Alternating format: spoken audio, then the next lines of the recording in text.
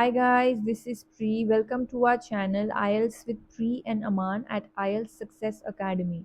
If you are new to our channel, consider subscribing our channel and make sure to hit the like button and also share it with your friends.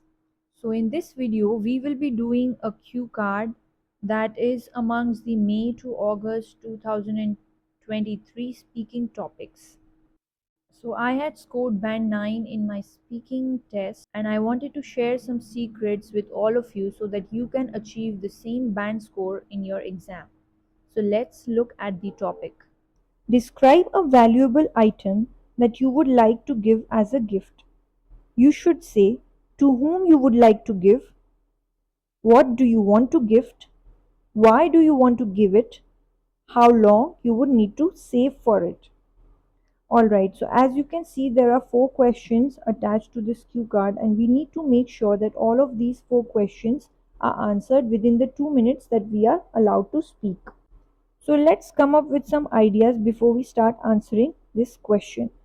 So gift can be anything, right? Which you can give it to anyone. So if you are giving it to a child, you can speak about some kind of a storybook or some kind of a coloring book or even like puzzle book or something of that kind, which would be quite useful for that child. Or if you are speaking about some elderly person, you can speak about a range of items which might be useful for them. Like for example, you can talk about some kind of electronic gadget, or you can talk about a laptop if you are talking for a student. So there are many ideas that can be used for this kind of topic. So let's look at an answer that I have created. Gifts hold special meaning for everyone, and giving a present to someone allows us to communicate our feelings and appreciation for them. And today, I would like to speak about a smartwatch that I want to give to my mother on her upcoming birthday in December. So as you all can see, instead of starting directly with the first question, we have given a very good introduction to the examiner and at the same time clearly conveying to the examiner what we are going to speak about today by saying, I would like to speak about. Alright, so let's continue. Additionally, this electronic gadget would be very useful for her because she is quite conscious about fitness, and this digital watch would help her to track her walking distance during her morning and evening walks. So as you all can see, we have answered the first question, which was to whom you would like to give, and also what do you want to gift. We also partly answered why do you want to give it, and the fourth question is still remaining. So let's elaborate on the third question a little bit more. Furthermore, it would also assist her to record her daily calorie intake and make appropriate dietary changes if required, as well as aid in monitoring of heart rate and sleep. Moreover, it would also provide her with the added advantage of receiving calls easily when she is working in the kitchen and is unable to access her cell phone. So as you can see, we have given a very relevant and a very thorough elaboration on the third question, which was why do you want to give it? So as you all can see, instead of repeating the word smartwatch each time, we use different words by saying digital watch, electronic gadget. So all of these words mean the same thing, but we are using different words. We are using synonyms for it.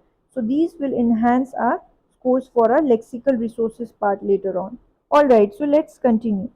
Finally, I would have to commute to my tuition in public transport in order to cut down my fuel costs as well as save money by avoiding eating outside too frequently, and I would be able to afford the gift in about 3 to 4 months. I feel that this would be a great gesture to value all her efforts as well as her unconditional love and support for me always, while at the same time making her feel special. So as you all can see, we answered all the 4 questions. We made sure we use lot of connectors in between, like additionally, moreover, furthermore, finally, and all these will enhance our scores for the coherence and cohesion part. Our pronunciation was also quite clear at all times, and we did not take any kind of pauses like or we did not kind of repeat words again and again, right? Like repeating words in the sense like when you're trying to self correct yourself. So all of those things were also not there while we were speaking. So these will again enhance our scores for the fluency portion. Thank you for your time, everyone. If you did like this video, please make sure to hit the like button and also consider subscribing to our channel. In the next video, I will be preparing a sample answer for another Q card topic. Meanwhile, if you do have any other topic in mind, make sure to comment down below and I will be more than happy to prepare a sample answer for that as well. Till then, take care and see you soon. Bye bye.